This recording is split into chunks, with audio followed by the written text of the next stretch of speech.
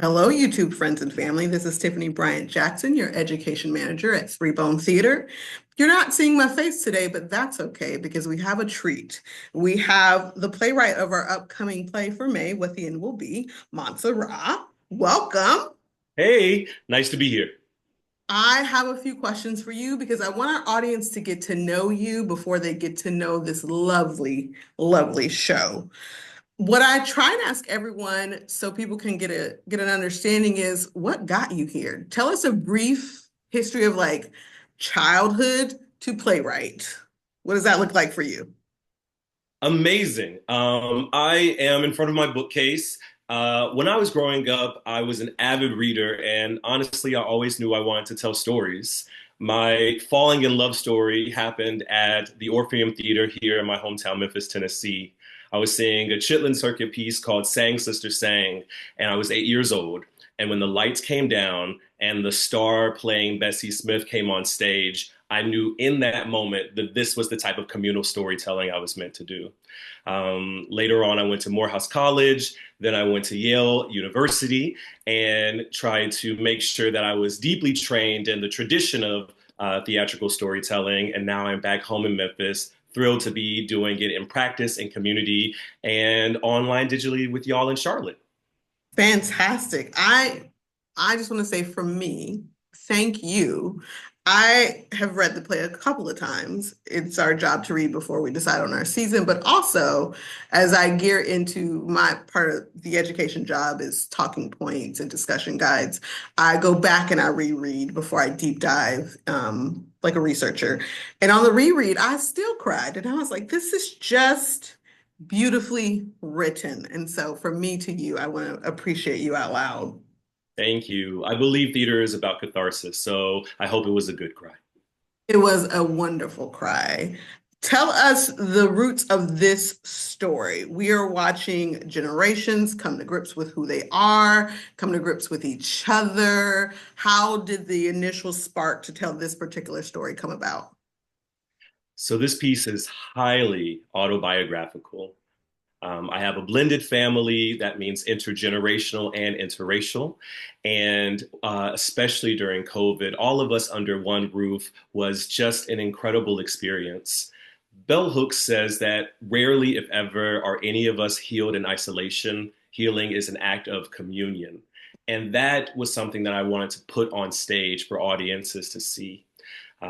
When I was in college, my grandmother moved in with us to finish out her days. And the year she passed away, on New Year's Eve, actually, she said to us, I think this is it. I think this is the year I get to see my sister. And shortly thereafter, she indeed got to see her sister. And I just thought that that was the most beautiful way for one story to conclude. And I wanted to share that type of homegoing that I think is really Mhm. innate in the Black community with stages in New York and across the globe. And again, especially there in Charlotte. We're excited to have it. I think our audience is in for a treat as we are all coming to grips with, after COVID especially, what family units are, how they operate, how we see ourselves and how the world sees us. All those themes seem to be relevant in everyone's lives these days. So I think our audiences are in for something with I this hope show. I hope so. I think the world changed irrevocably during COVID, and it's an opportunity for us to decide our destinies, to rewrite our Mhm. story. And I believe that theater can be restorative storytelling. And this isn't the kind of piece that I got to see as a queer man growing up in the South. And so the opportunity to tell such a story and share a full African American family whose Mhm. journey is joyful, with conflict, with love, and from cradle to grave. For me, I count as an honor, and especially post COVID, it just gives us an opportunity to redirect. What does it mean for us to rewrite our story? What does healing look like for us? And I'm just so happy you guys decided to program it. Thank you so much. We love it. I will tell you behind the scenes. I can't count how many we read, but we read a plenty. And this one, I think, came to the table a little later, but it was the whole group was like, no, we have to, like, this has to come on the stage. And so it was one of those things where we had taken stock and talked about so many shows, but as soon as we read it, the majority of us were like, yes, this right here. That means the world to me. That means the world to me. I am curious because, like I said, I'm a bit of a nerd. I hear you're a theater nerd, and I love that. I heard someone once reference you as an artistic first responder. And I sat with that for a second because I do believe arts has the ability to change the world. Theater also not only changes perspectives, it opens doors for us to see ourselves, and it also opens doors for us to see others who might not be us, but give us an insight into who we are or they are. So I'm curious, when you set out to write, do you feel that mission in your bones, or is that something you grew into? Every time. Every time. I grew up a Toni Morrison scholar. And Mm, so that sense of urgency has always driven me to the arts. And when I realized that the power of theater is that we are in the room with our neighbors, we are sitting next to people who are a part of our community. And even if they've driven from far away, we are sharing air together.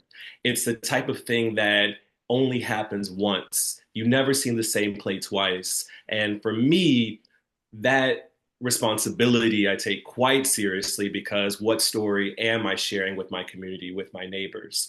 How am I enriching their imaginations and their lives? And so from the very beginning, it was always important for me that my plays had a sense of urgency and they offered something to the audience. And so for what the end will be, my offering was we all lost someone in 2020 and 2021.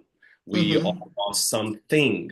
And to give us a space to collectively grieve, no matter your race, your gender, your sexual orientation, but to collectively gather in a space, I took it seriously. This was a commission from the roundabout prior to COVID, but during COVID, the late Todd Hames called me once a quarter and said, the world needs this story. We are committed to it. And as soon as the world opened back up, Todd kept his promise and put this on stage. And I think that that is one of the things that makes it such a potent piece and such an urgent piece is because it is something to be in home quarantine, being told you're not essential. And so I thought to myself, when I come back out in the world, what do I have to offer us as a storyteller? How can I make the world a better place in our new reality?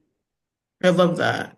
And I love seeing bits of that inside the production as we are, we have our healthcare aspect. And what does it look like when you move from one place in with your family? How does that look? The battle of a healthcare provider and a family coming to terms with reality, because sometimes we all get to where we're going at different paces, and we get to watch that with this family in an outside perspective from a healthcare worker, which is a beautiful thing to see because it gives us kind of a well-rounded look at care at the end and then care inside of a family unit. 1,000%. And I need to shout out a big inspiration for this is Being Mortal by Atul Gawande. And in this book, he talks about how different cultures around the world come to terms of the end of life. And so it was really important for me to give us an opportunity as Americans who really believe we'll be forever young, really consider what does it mean to approach end of life, but also how do we approach the thought of healthcare here? How do we approach the thought of giving aid to our families, to our neighbors, to our loved ones? And so I sprinkled a little bit of politics in there, but from a place of heart because it's something that we all will deal with whether we like it or not. And Exactly.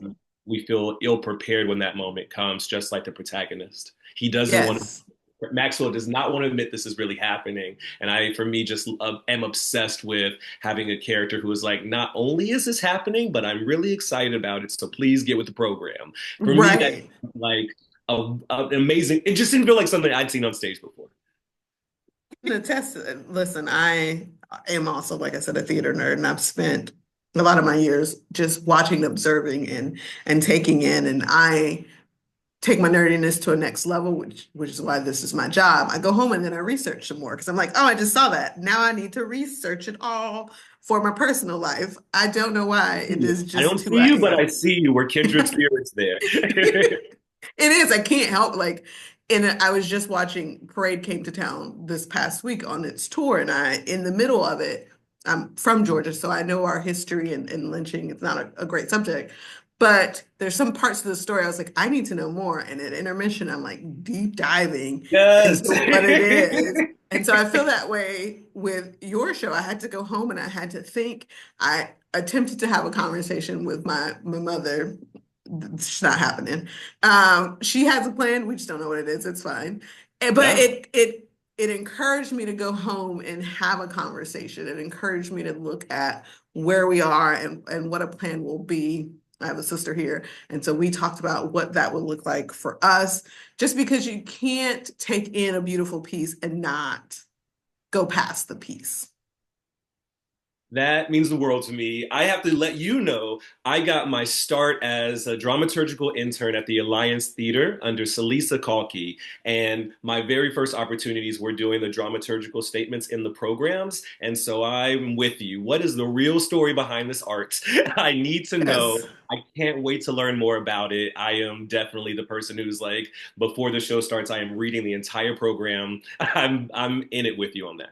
Yes. And it's something because it's also you as a playwright put so much work into the piece that it shouldn't just end when we put the lights back on. And so I also think that's a respect to the writers because it's like, well, I want to dive in and sit inside your brain for a little bit, not in a creepy way. I just want to get in there and think through these things because we have to as a people. I'm gonna ask you what I ask everyone. What if you just had to name one thing, which I know it's hard because it's a show is your baby. What is one thing you really want the audience to go home with after they watch it? Hmm.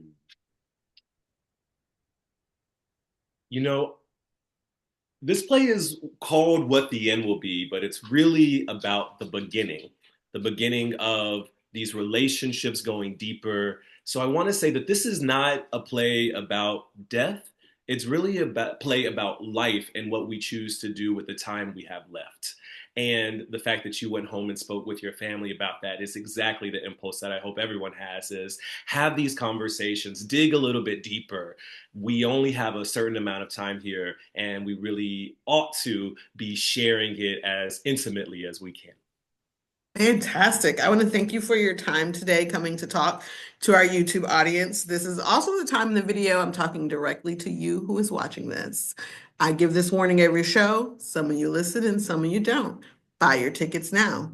Once we sell out, you call and you're really sad that you're missing something, but I've warned you on repeat. We open May 2nd. We will play for 3 weekends. You have wonderful opportunities to come catch this show.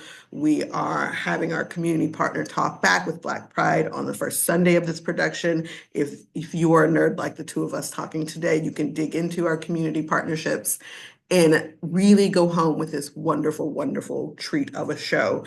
Thank you again, Mansa Ra. I appreciate your time today and letting our audience get to know you before they come and get to know the show. Fantastic. This has been lovely. All right, we'll see you guys on the next video.